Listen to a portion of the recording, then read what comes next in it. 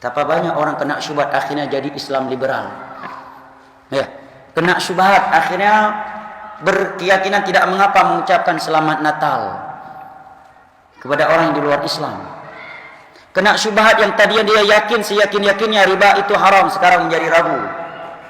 Tadinya dia yakin jenggot celana cingkrang itu sunnah Nabi, itu yang dianjurkan oleh Nabi untuk kaum laki-laki. Hadisnya cukup banyak, cukup jelas dalam seluruh kitab hadis ada hadisnya. Menjadi ragu setelah itu karena kena syubhat. Menjadi ragu, bahkan tidak lagi melakukannya karena syubhat. Nah, kita sekarang berada di masa yang penuh dengan syubhat dan syahwat, yang amat sulit untuk bisa istiqamah, jemaah. Sampai-sampai Nabi SAW bersabda, sayati 'alan nasi zamanun as-sabiru fihim 'ala dini kal qabidhi 'alal jamar. Akan datang sebuah masa di akhir zaman nanti di mana orang yang berpegang teguh dengan agamanya di masa itu rasanya seperti menggenggam bara api. Antum merasakan enggak, jemaah? Hah? Kalau belum berarti masih ele-elean kita. Apa pelajaran yang antum bisa ambil? Antum tinggal di Arab nih sekarang. Apa pelajaran yang bisa antum ambil? Bahwa agama tidak kenal bangsa. Coba antum renungi selama sholat jamaah 5 waktu di masjid-masjid yang ada di sini. Kebanyakan jamaah sholat 5 waktu orang di sini atau orang dari luar? Hah? Pelajaran kan? Antum ke negara lainnya. Iman, Islam tak kenal agama, tapi mengenal siapa yang bersungguh-sungguh, siapa yang mau berjuang, siapa yang mau takut sama Allah. Coba antum renungi selama antum ana perhatikan selama berapa hari di sini. Ketika sholat jamaah, rata-rata orang setempat atau orang luar? Hah? Orang luar jamaah sholat 5 waktu, ya kan? Bahkan mungkin ada orang yang dia, masya Allah, tinggal di Mekah. Ada yang menyampaikan ke anak dia nggak pernah ke Masjidil Haram. Dia orang Mekah asli, nggak pernah haji. Na'udzubillah min dzalik. Kalau orang memang tidak ada keinginan. Karena apa? Karena syahwat dan syubhat masa sekarang bukan hanya di luar rumah. Kata ulama salaf dulu, kalau kita bertahan di rumah nggak keluar rumah, selamat kita dari syahwat dan syubhat. Selamat. Tapi kalau sekarang di kamar sendiri, tinggal di Mekah pun bisa jatuh ke zina dia. Adanya medsos. Apalagi kalau di luar Mekah. Apalagi di negeri yang sudah moderat. Berbagai aplikasi di HP yang mengundang perzinaan, yang mengundang perjudian, yang mengundang homoseksual dan seterusnya. Luar biasa, jangan. Maka kata Nabi, jika dia berpegang teguh dengan agamanya dengan serius, rasanya seperti menggenggam bara api.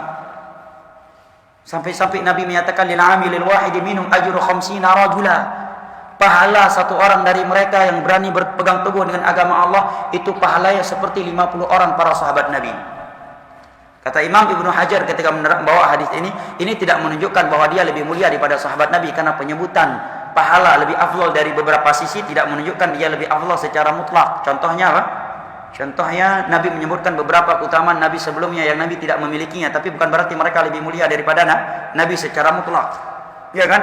Nabi Ibrahim yang pertama kali diberikan pakaian di padang mahsyar lebih duluan daripada Nabi kita. Nabi Musa lebih duluan bangun daripada Nabi kita. Tapi apakah Nabi Ibrahim dan Musa berarti lebih baik daripada Nabi kita? Kan enggak. Ya, disebutkan dia memiliki keutamaan di sebagian sisi, tidak menunjukkan dia lebih utama secara keseluruhan. Karena keutamaan bertemu dengan Nabi itu tidak bisa ditandingi oleh orang-orang yang datang setelah mereka. 1.000.000 orang yang seperti orang yang paling beriman di dunia ini itu tidak menyamai mungkin 10% atau 1% imannya Abu Bakar. Syahidnya Nabi menyatakan kalau dia mampu berpegang teguh di atas agama Allah, di atas sunnah beliau, pahalanya seperti 50 orang para sahabat Nabi. Kenapa jamaah? Karena kondisi lingkungan, kondisi orang di sekitar kita tidak mendukung kita untuk taat kepada Allah. Ya, mau duduk-duduk ngopi, ya di depan kita Abu Lahab, ke belakang Abu Jahal, ke kanan Abu Nawas, ke kiri adiknya Abu Jahal. Nggak mendukung. Bahkan sebagian tempat, sebagian kondisi ada orang mau pergi sholat malu sama kawannya. Kebalik, bukan orang yang tetap di warung kopi nggak sholat yang malu sama dia. Dia yang mau bangkit, mau sholat ini. Dia tahu wajib sholat berjamaah. Azan dikumandangkan, udah mulai gemetar badannya. Mau izin malu, mau pergi sholat malu. Bukan yang bertahan nggak sholat yang malu. Kebalik jemaah. Betul apa enggak? Ada apa enggak hal yang seperti ini? Banyak, ya kan? Subhanallah. Maka kata Nabi kal-qabidhi 'alal jamr, kalau dia betul-betul berpegang teguh dengan agama ini, rasanya seperti menggenggam bara api. Bahkan mungkin di sebagian lingkungan, sebagian tempat, kalau dia ikut sunnah Nabi, berkurang kawan-kawan namanya. Ya, berkurang kawan-kawannya.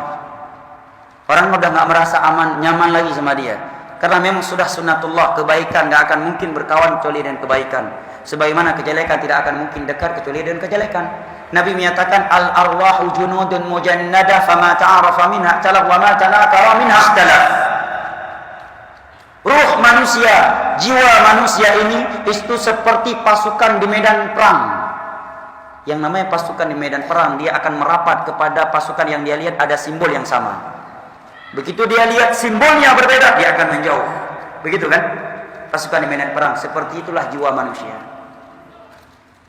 Kalau dia orang baik, pasti merapat kepada orang baik. Dia mengenal sunnah Nabi, dimanapun dia turun, yang pertama kali dia pikirkan, di mana ada kajian sunnah. Ya, di mana ada masjid. Tapi kalau dia pelaku maksiat, begitu turun sebuah daerah, di mana ada diskotik. Ya kan? Di mana ada tempat prostitusi. Ini dua hal sudah merupakan sunnatullah. Makanya bimbingan di antara bimbingan Nabi sallallahu alaihi wasallam jamaah, agar kita istiqamah dan selamat dari syubhat, yang paling ampuh yang pertama adalah ilmu agama. Ini yang paling menjaga kita dari syubhat yang dapat menjerumuskan kita ke syirik, kepada bid'ah, atau syahwat yang bisa menjerumuskan kita kepada keharaman yang Allah haramkan, adalah ilmu agama.